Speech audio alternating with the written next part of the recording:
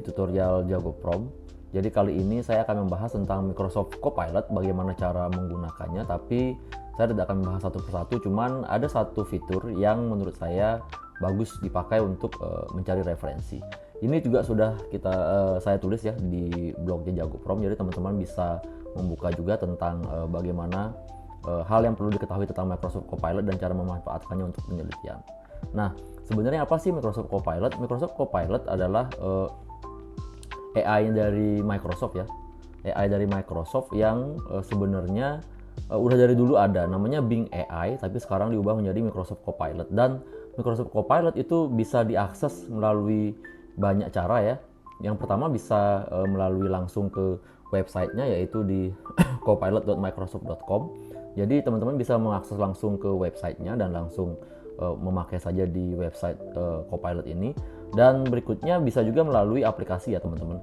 Jadi di Google Play sudah ada Microsoft Copilot, jadi teman-teman tinggal install, atau di App Store. Jadi di App Store juga teman-teman bisa menginstal Copilot.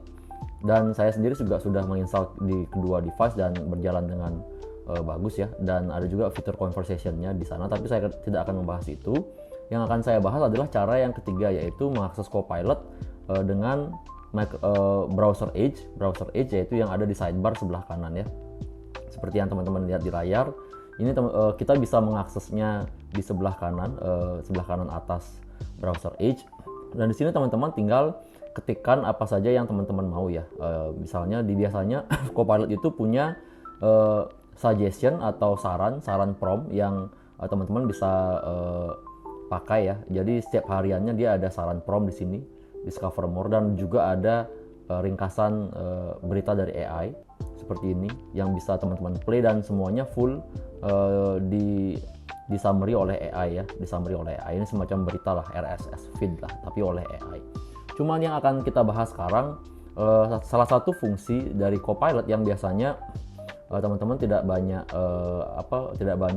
pahami, bahwa Copilot ini bisa membaca terutama yang di sidebar browser Edge ya. Jadi Copilot browser Edge ini bisa membaca website atau konten website yang sedang teman-teman buka ya. Jadi saya kasih contoh salah satu website ya. Saya sering beberapa kali baca MIT Sloan ya.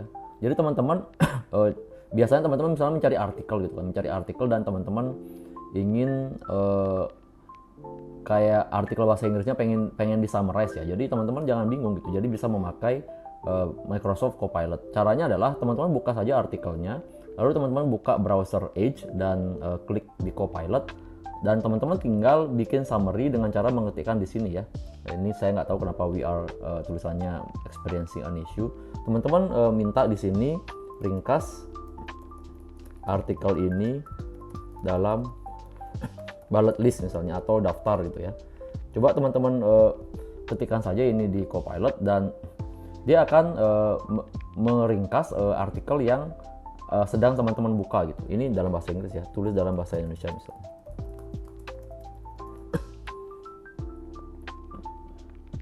Nah, ini dia sudah bisa menulis dalam bahasa Indonesia. Jadi itulah artikel yang tadi kita buka di website itu bisa diringkas oleh Copilot. Dan apakah Copilot juga bisa meringkas jurnal misalnya kan dalam bentuk PDF? Kita coba teman-teman, dan kita coba refresh dulu Copilotnya ya. Kita buat message baru ya, jangan yang sebelumnya. Nah, ini salah satu artikel yang saya tulis ya. Jadi biar kita coba buka artikel ini.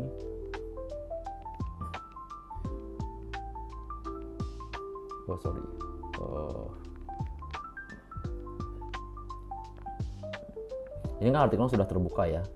Coba caranya adalah sama, ringkas artikel ini dalam bullet list memakai bahasa Indonesia.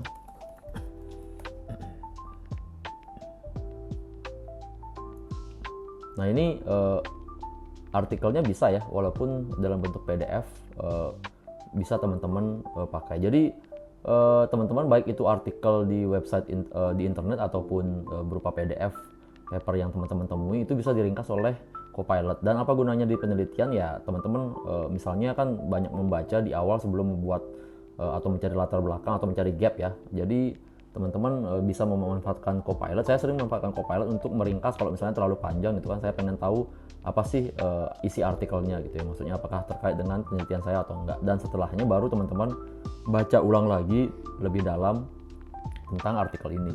Jadi ini hanya untuk di awal saja. Nah, coba apakah saya sebenarnya mencoba juga ya, di artikel juga saya sebutkan buatkan gambar misalnya dari artikel ini.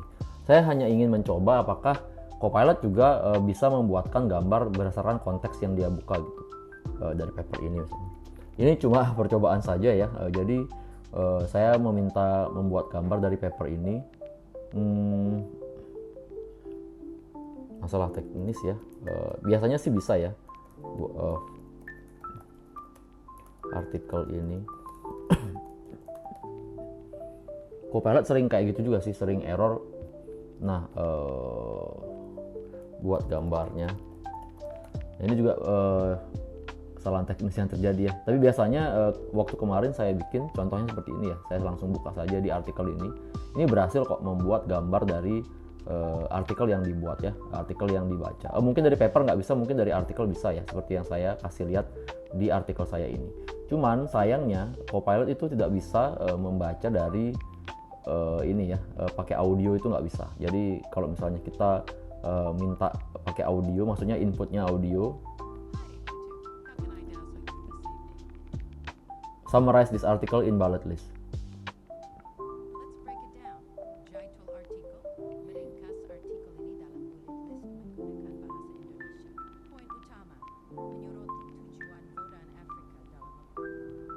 Ya, tadi saya sudah coba ya, tapi bahasanya kurang bagus ya, karena bahasa Indonesia yang dibahasa Inggriskan, dan dia malah masih membaca artikel yang sebelumnya, mungkin karena saya belum merefresh juga tadi. Jadi kira-kira paling efektif memang memakai tulisan ya. Jadi teman-teman ingat merefresh Microsoft Copilot-nya dan buka lagi artikel baru ya, refresh dengan new chat, lalu minta summarize artikel ya. Jadi kira-kira kayak gitu cara pemakaian dari Microsoft, seperti itu cara pemakaian Copilot ya. Semoga teman-teman bisa terbantu oleh video ini. Sampai jumpa di video berikutnya ya teman-teman, di tutorial yang lain.